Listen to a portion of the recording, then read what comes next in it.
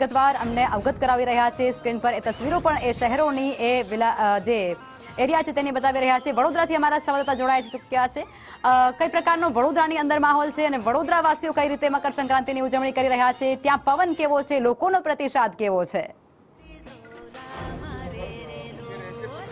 હાલ ઉત્તરાયણ પર્વની તૈયારીઓ છે। હાલ ઉત્સાહ જોવા મળી રહ્યો છે। ઠેર ઠેર જે પતંગબાજો છે પતંગો ચગાવી રહ્યા છે, તો ક્યાંક અગાસીઓ ઉપર ફુગ્ગાઓ પણ અહીંયા જોવા મળી રહ્યા છે। ત્યારે વડોદરાના જે સાંસદ છે ડૉક્ટર હેમાંગ જોશી તે પણ કાર્યકરો સાથે અહીંયા ઉજવણી કરી રહ્યા છે અને પતંગ રસિયાઓ હવે ધીમે ધીમે અગાસીઓ પર આવતા હોય ત્યારે કાર્યકરો સાથે પણ જે સાંસદ છે તે અહીંયા પતંગ ઉડાવી રહ્યા છે અને અહીંયા ભાજપના કાર્યકરો પણ ઉપસ્થિત છે।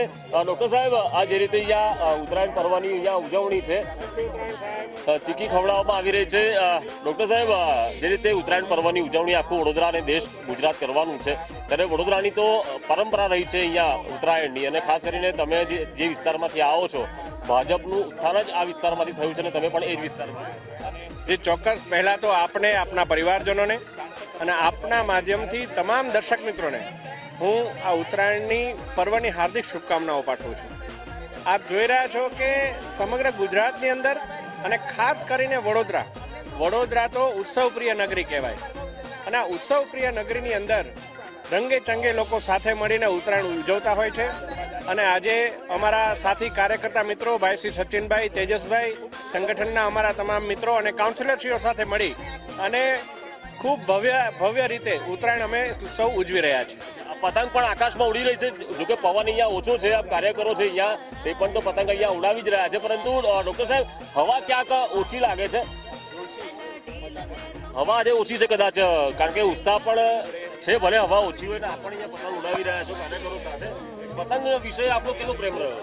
ના, ચોક્કસ નાનપણથી જ આપણે ગુજરાતમાં હોય તો પતંગ માટેનો આપણો પ્રેમ અને પતંગ માટેની આપણો શોખ એ ગુજરાતના ડીએનએમાં હોય છે।